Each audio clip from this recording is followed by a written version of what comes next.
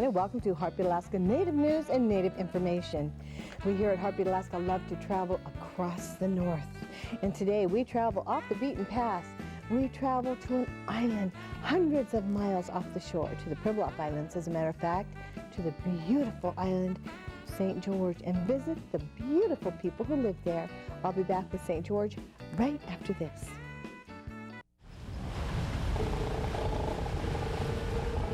There's no other place like it on Earth. Right. There's just no other place like it on Earth. Well, there's no economy here. Well, the government just didn't tell us anything. I think they should have given us a little bit of a warning.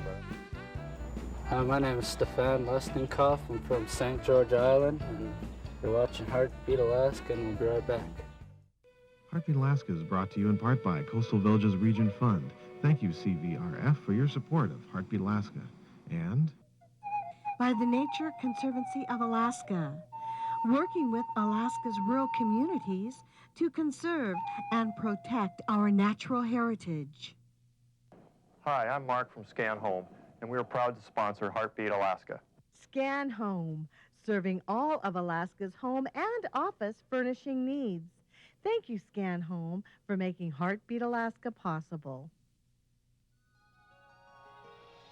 Heartbeat Alaska is brought to you in part by Brown's Electric Lighting Gallery. Thank you, Brown's Electric, for your generous support of Heartbeat Alaska.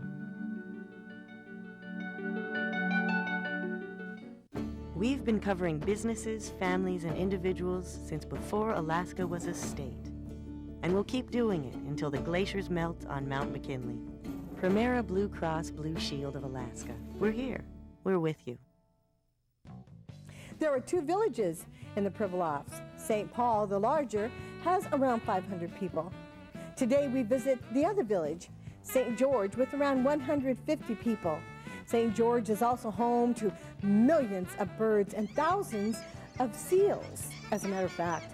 In the summertime, that population swells to around 3,000 fur seals to every person who lives there. It's a beautiful, unique place. Join me now as we travel to St. George.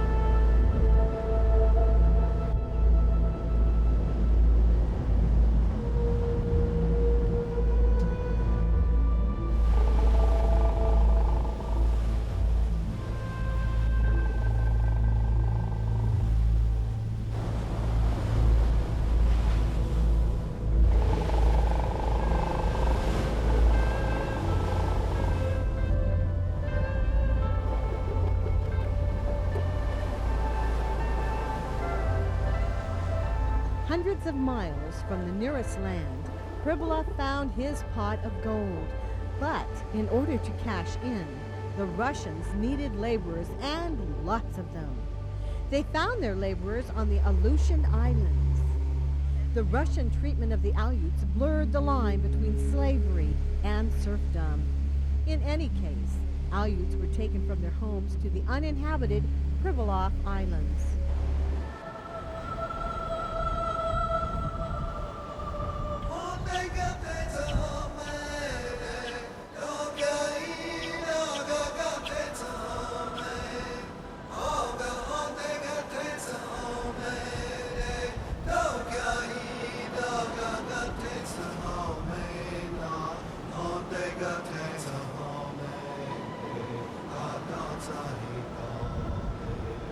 Less than 100 years later, the Russian government found itself mired in debt. U.S. investors saw they could make a fortune if they could only get their hands on the fur seal trade on these little islands. These investors just happened to meet with William Seward, the U.S. Secretary of State. In 1867, Seward convinced the U.S. Congress to buy Alaska for $7.2 million. For the Aleuts on the islands, the change meant little more than another new language and set of regulations to live by. Over the next 100 years, the treatment of the Aleuts and the seals they harvested slowly improved.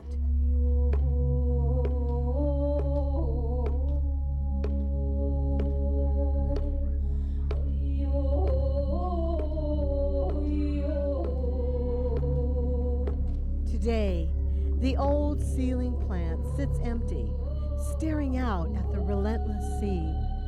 Young seals play in the dock where boatloads of furs used to be shipped out. All that is left are ghosts and memories.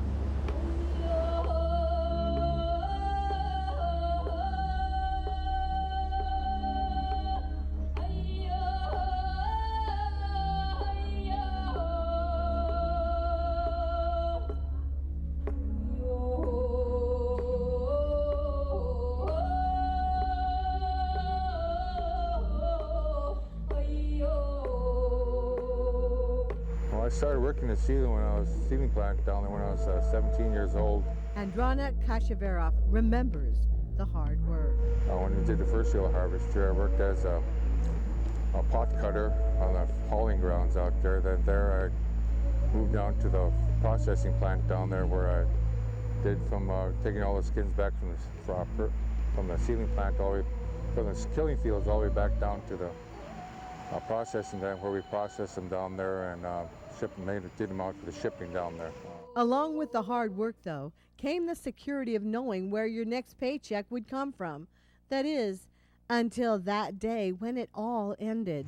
Well, the government just didn't tell us anything. I think they should have given us a little bit of a warning, but I don't think we got that. It was just like overnight. In 1973, the U.S. government abruptly shut down the first seal harvest on the St. George Island. After generations of government parenting, the descendants of those original slaves were set adrift to find their own way. I think the government in the early years were trying to move us all off the island here. Every time a family left here, they would tear down the house there, but all of a sudden that stopped because a lot of people refused to move from here. The empty lots where houses used to be can still be seen. Things began to go in a different direction when the Alaska Native Claims Settlement Act set up native corporations across the state. When the land claims came here and it started on through the state, that I think that helped us a lot. So we couldn't move after that. I think that's one of the big reasons that really helped there. I'm sure glad that came around. Otherwise, I think we'd probably been a ghost town or something like that. The federal government quickly began to see they were obligated to do something for the islanders. The government gave us $10 million to start up a different economy. The government also gave the islanders many of the buildings on the island, buildings that had been decaying for decades.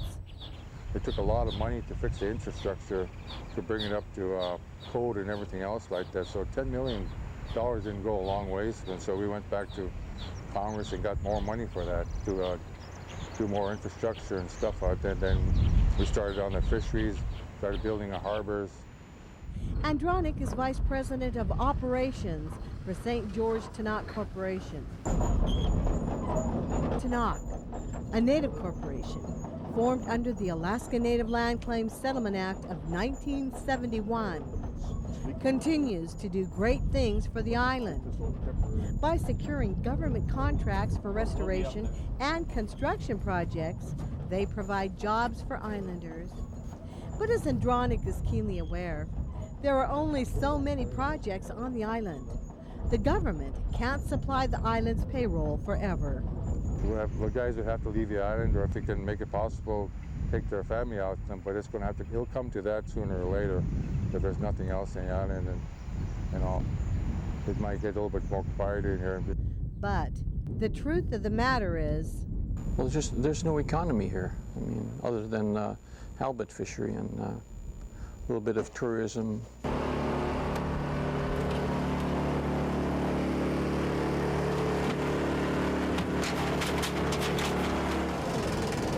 Malavansky is 22 years old. Even though he grew up here, he only lives on St. George in the summertime. The economy right now is kind of slim. Around here, you have a lot of people moving off island and stuff, and coming back to fish, you know, during the summers, and moving back out and going to school or doing whatever. Max wants to return to St. George after school, but realizes that he'll probably have to stay off island in order to make a living. A lot of the high school kids nowadays, after they graduate, they move off island because there's nothing here for them. It's sad to say. Peter Lekenof is trying to make a living working on his brother Dennis's halibut boat. Well, we set gear last night, and about 7 o'clock, when he picked it up, took off from harbor about 8 o'clock last night. Today, Dennis and his crew are long lining for halibut. Though they can make decent money on a good day, the fishing economy here has ridden up and down in waves, taking the islanders with it. Watch yourself, Rodney. The fresh Alaskan crab we might see on a menu usually comes from the Bering Sea. And that fresh Alaskan crab funds city governments on the Pribilofs. But after a few boom years of big harvest and big money, the crab stocks crashed and haven't recovered. So the boys are here looking for halibut. Basically, go out there, drop your line overnight, pick it up the next day. Whatever halibut you catch, you gut. It's sold to the Puffin Seafoods here, and then delivered to Trident in St. Paul. So the guys get their checks about a week later for what they catch. Past couple of years, you know, it's hard catching fish around here. There's been finger pointing about why fish stocks are declining around the Pribilofs. No one can say for sure what's happening, but Peter is concerned about the future. I don't know about the restrictions, but during the spring we watched these 300-foot draggers coming through here, one after another, just practically side by side. By draggers, Peter is referring to big trawling ships that drag huge nets. The nets are sometimes dragged or raked right across the bottom. Peter agrees with many experts who say raking may damage certain habitats. And we don't know, if they're mid-trawling or bottom trawling. Not knowing is a large part of the issue. The declines could be caused by anything from climate change to habitat change to overfishing. But whatever the cause, the problem hits home. I've got 2 daughters and a son. You gotta start thinking about them. There is a no-trawl zone around the Pribilof Islands. The idea is to protect local fisheries for islanders. Anthony Merculief is a fisherman. I think the boundaries of the of the area that encompasses the Pribilof Islands needs to be extended southward. I think the lines are drawn to accommodate be more accommodating to the trawlers than to us. The North Pacific Fishery Management Council regulates fishing here. But as an island of only 160 people, the voices of the big fishing corporations easily drown them out. We've been going to the meetings, been going to North Pacific Management Council and bringing our grievances and everything else like that, but sometimes I think we just go there for nothing. I don't think we get anything done out there, but it's all political, I guess. Whatever the reason for the declining fish stocks in the Bering Sea, it's affecting more than just the people on the island. And I've noticed that now the fur seals, the females have to go further and further out to get what they need to eat. And by the time they get back here, their pups are gone, they're dead. One of the big fears in the Pribilofs is that fur seals, now listed as depleted, may become endangered. If that happens, all fishing may be shut down. The decline of St. George's wildlife could have profound effects on the island's other hope for an economy, tourism. There is no question there's plenty of wildlife for folks to say hello to. It's an incredible place. There are species that exist here in incredible numbers that don't exist in these numbers anywhere else in the world. For example, northern fur seals, 80% of the world's population come here each summer to breed. Red-legged kittiwakes. It's one of the only places you'll find them is in the Bering Sea, and the best place to see them is in the Pribilof Islands. There's no other place like it on Earth. Right. There's just no other place like it on Earth. There's no place that people can go and see some of these birds in the numbers and the abundance that we've just seen today. Debbie Harrison and Olga Romanenko are hiking to St. George's famous high bluffs. The bluffs tower 1,000 feet above the sea and have some of the greatest concentrations of seabirds in the world. There's clearly a tremendous opportunity. More and more people are getting into, are attracted to ecotourism experiences. We're seeing rapid increases in numbers of people who recognize themselves as birders, and I think that the communities of St. Paul and St. George will need to make a decision as to how and how much they want to promote ecotourism in this area without losing those tremendous characteristics that make it so unique. But even with a beautifully restored hotel and new runway, St. George can still be almost as hard to find as it was back in 1786. When the fog rolls in and the planes can't find the runway, they don't land. This makes travel expensive and hard to schedule.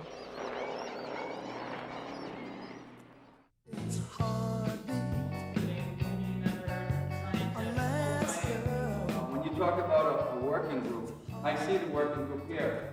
When Heartbeat Alaska returns, we'll learn how some ideas to help the Pribilof Islands came from the islands on the opposite end of the country.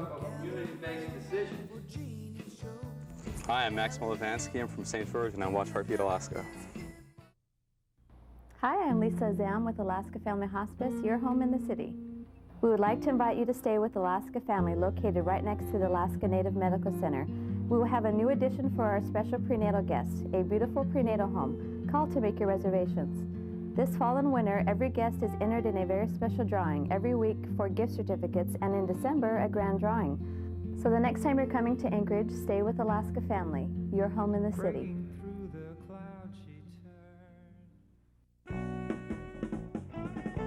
Jeannie Green Productions, Alaska's premier commercial, documentary, and event production team. Whenever and wherever you need video production, our experienced, dedicated professionals give your project the extra edge you're looking for. Alaska Native owned and operated. Jeannie Green Productions, your complete video production service. After using drugs so long, I lost interest in everything else besides that. When I OD'd, I stopped breathing, my heart stopped. I flatlined for 3 minutes.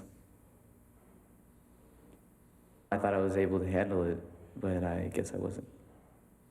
I think it was a miracle that I'm alive today. Well, I didn't really try to kill myself, but I tried to get high, and I ended up killing myself in a way. The problems with the economy on St. George are very real. The very existence of the village could depend on decisions made by the islanders in the near future.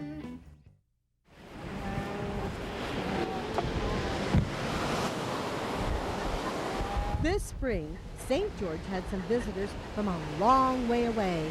We've got some great people here. When you talk about a working group, I see the working group here. I talked to some of the fishermen. Some of the deals we've made in other parts of the world and country are already happening here. I see the people at the table. Tony Irochi is a commercial fisherman in the Florida Keys. He's visiting the island with a group from the Nature Conservancy of Alaska and the World Wildlife Fund. Tony worked to set up marine protected areas in the waters around the Florida Keys. The group held a town meeting to help show how conservation and fishing can go hand in hand. It seems like a paradox. You close an area to fishing. How is that possibly going to benefit fishermen?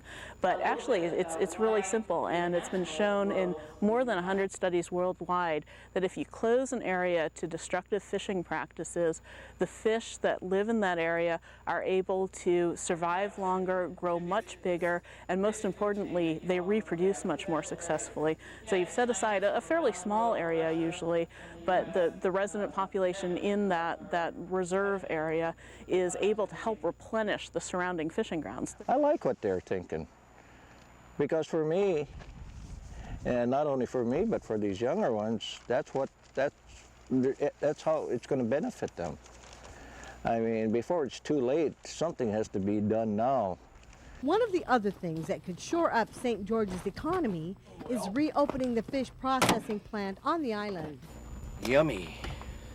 With a processor, the fish would be worth more when they left the island, so the islanders could keep more of the profit. But I think some of the companies that are kind of worried about putting anything here on the island is if the fish is there. If the fish is there and the market is there, I think you could put a processing plant here, but if there's nothing really out in the ocean to process, why should you put it here? And that's coming from them directly. If the people of St. George agree to set aside certain parts of this vast ocean so fish can have a safe place to breed and grow, there will be even more work ahead.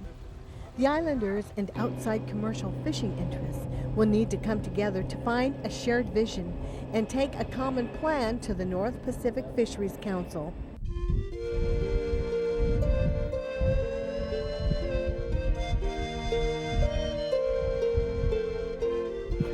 But there is hope in the foggy air of this island.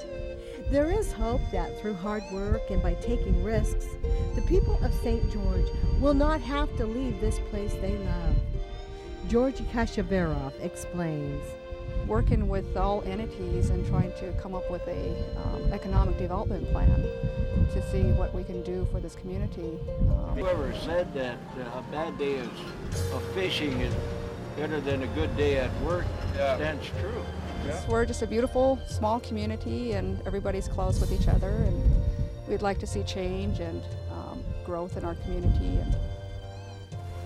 and hopefully we can get our economic state up there. We're working on that, hopefully get something going with all the entities on the island working together on that.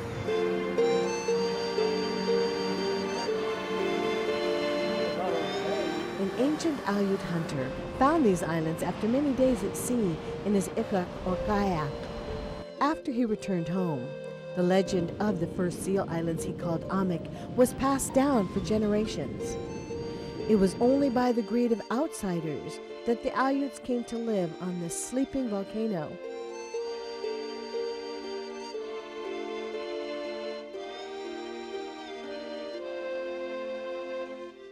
The people here today represent the 7th generation of islanders, descended from the Aleuts the Russians forced to come here. Their names are constant reminders of the past. Lesnikov, Lekenof, Malavansky, Kashevarof. Their history is all around them.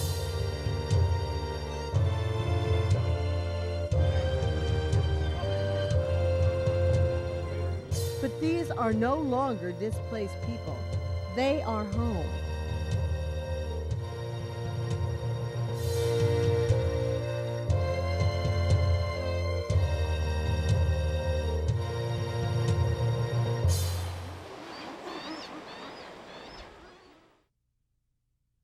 Hello, my name is Sergey. My name is Matthew. My name is Chelsea. And we all want Heartbeat Alaska.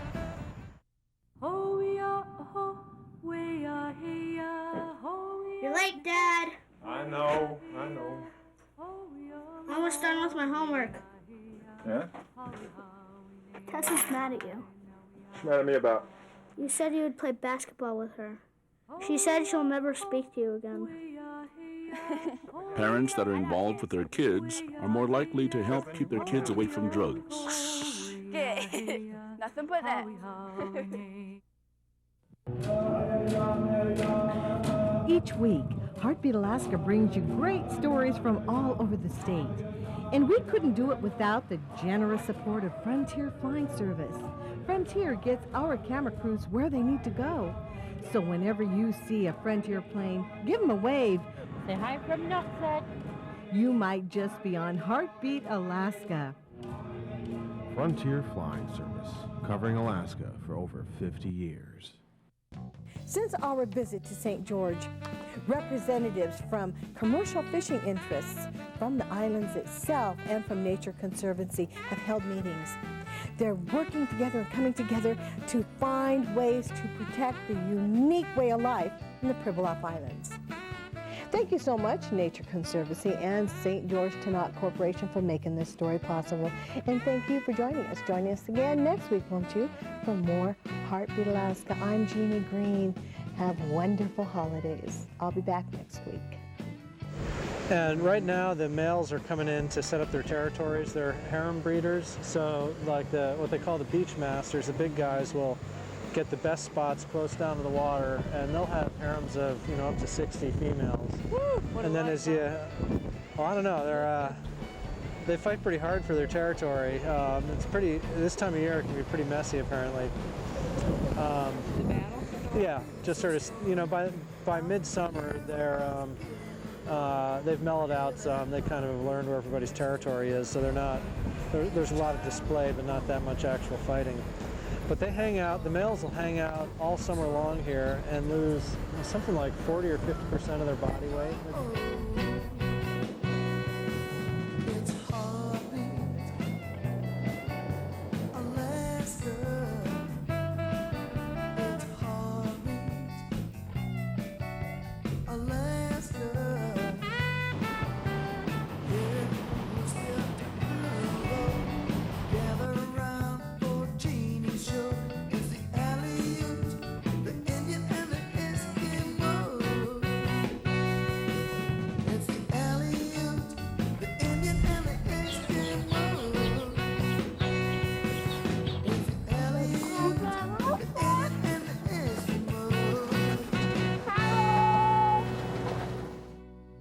To purchase a copy of this program, ask for Heartbeat Alaska, Heartbeat number 1122. That's Heartbeat number 1122.